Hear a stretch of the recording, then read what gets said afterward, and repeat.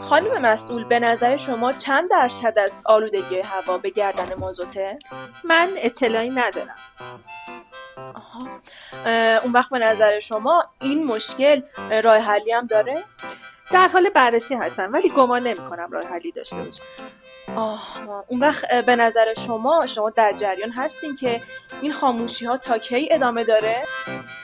متاسفانه هنوز دیتای دقیقی به من ندادن. خانم مسئول، گوشی آیفون از کی رجیستری میشه؟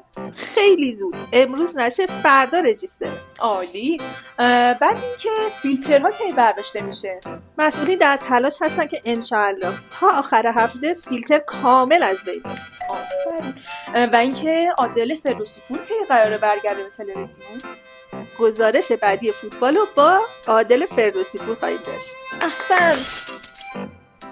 این نمونه بارز بهترین مدیریت بحران توی مملکت.